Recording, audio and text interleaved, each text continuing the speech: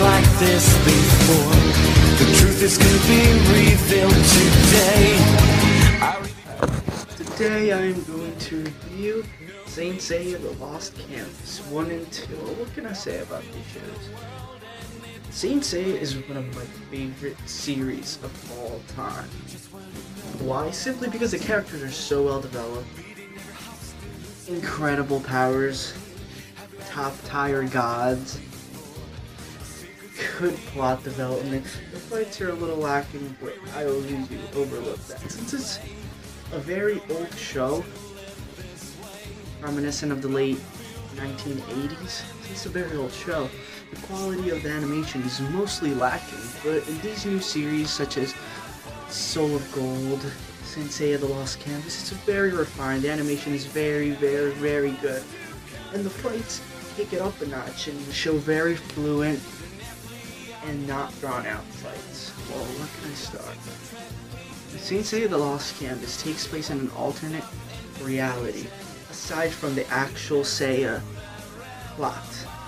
It's another holy war, and if you don't know what the holy war is, or if you haven't actually been following the Saint Seiya series, the holy war is a war between, well, it's when Athena, the goddess of war, is reincarnated into a human, or has some sort of physical embodiment, and Hades is reborn, and they clash. Since the age of mythology, they've been clashing and they've been fighting for who gets to control Earth for 200 years, because every 200 years there's a holy war. So, in one of the main normal Saint Seiya arcs, Arc of Hades, Seiya and all the other Golden Saints and all the Bronze Saints have to fight, and that's the main story of Saint Seiya. That's mostly it. But this is an alternate version of war for that. So that's 200 years before the actual Saint Seiya plot takes place. So it starts off as 3 kids, nothing to it, normal kids, except one becomes the embodiment of Hades, the king of the underworld, and the other one is the reincarnation of Athena, the goddess of war. And then there's Tenma, Pegasus Saint.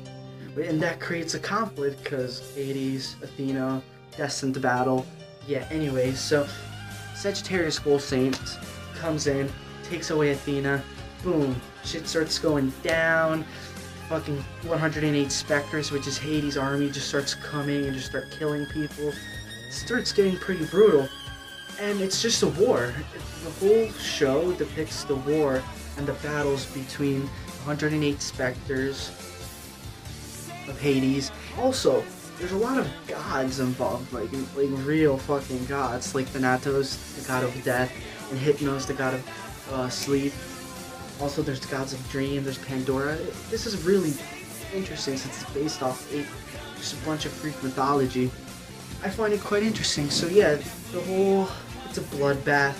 And what's cool about this is that the creator is not afraid to kill characters. Like, a lot of Gold Saints die, a lot of characters die, a lot of people die from both sides. And it's interesting because it's not like, okay, he's the main character and he's gonna fucking win. Yeah, like, you know, not like fucking fairy tale, with random power-ups and shit.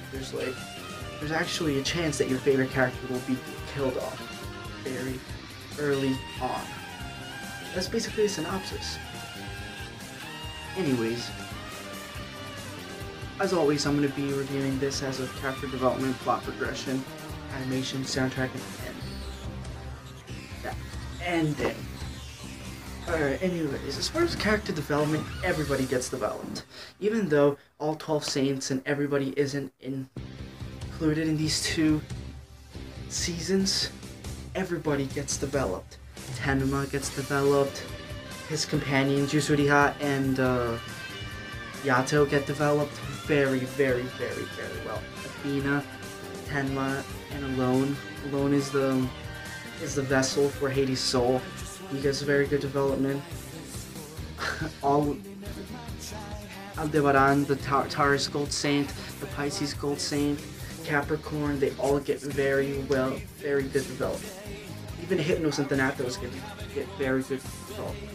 Literally, no stone left unturned. It's very, very good development, and it gives you a sense of just like, it you actually like the characters, and when they die off, you feel genuinely sad because they told all their like backstory and everything. So, as far as character development, I'm gonna give it an 8. I'm gonna have to say an 8. As far as plot progression, it can be very slow paced at times to the point where you're like, what the fuck? The fights definitely make up for it. All the fights definitely make up for it. Even though it's slow paced, it gets to the point like eventually, and then it's not filler or it's not like parts where you don't want to see it and you have to skip it. No, it's actually very interesting parts and always involves a fight or somebody dying. There's something that is remotely interesting. It touches very deeply into mythology and how time history like loops itself. Like, have you ever heard the phrase "history repeats itself"? Well, this is basically it. It just goes into the depth of a lot of things that you wouldn't really know and are very interesting to learn. Like you say, you learn something new every day. So as far as plot progression, I'm gonna give it a 7.5. No, I'm gonna give it a 7. 7 is good. Animation is stupendous. Animation is it's standard. 2012 animation. It's modern animation, so you can get the gist of it, but you can tell it has a very high budget. So the animation is probably going to be a lot better than a lot of shows made around that time. So out of animation, all the fights, they're very fluent. The world has a lot of detail. Even the gold cloths have a lot of detail. Like bronze cloths have a lot of detail. So I'm going to give it an 8.5. I really like how they did that. The soundtrack is amazing. I love the soundtrack. Everything fits in well. The opening soundtrack is perfect. Perfect. I love it. And then everything that comes with it is also very good. Like all the soundtracks, it shoots the ambiance. It's very well done. I like it. The animation, the soundtrack, they did a very good job with it. I'm gonna give it a 7.5. As far as aspects that I really liked of the show, it's just the whole mythology and the whole story and everything, how they get to overcome gods and like immortals. The fights are very well done. Each saint has a very distinct and unique ability. Nothing's the same.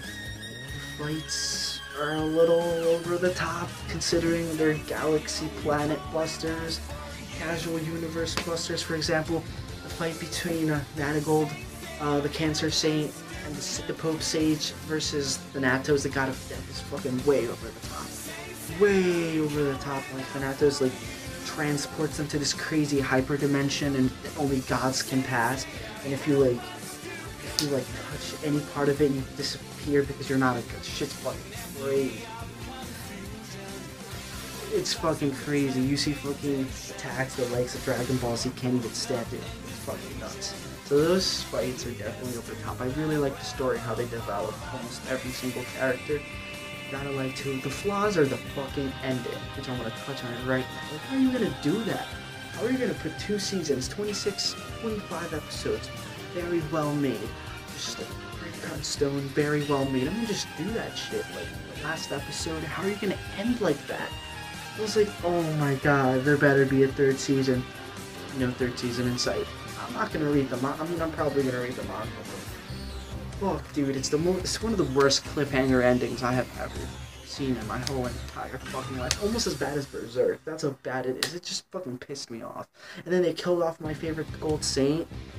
Well, they killed off my favorite Gold Saint. They shouldn't have killed him off. And the fucking original Saint Seiya, Shion, Mighty Shion, and Libra Doko are the only ones who actually survived the Holy War. Now you kill off Doko? What the fuck is wrong with you, dude? So many problems with that ending. Ending's like a 5. Like 5. 4. Give it 4. Oh my god, that is so bad. I'm gonna have to give the show 7.5. Just because of that. Just because of the fucking ending. I'm gonna have to give it 7.5. Oh. So, well, nonetheless, it's a very, very, very worth it to invest your time in this show. It's action-packed, filled with feels and emotions, filled with emotion-driven plot. Just everything is very well made. And up until the last few episodes, I had so much. I loved the show, and it was it's definitely stands top of the Saint Seiya shows and arcs, and even old shows. This is something I would recommend very, very highly, and if you really enjoy the show, go for it and go read the manga. I think it's still ongoing, maybe not, but still. It'll give you some sort of closure instead of Hades and Pandora walking up fucking heavens.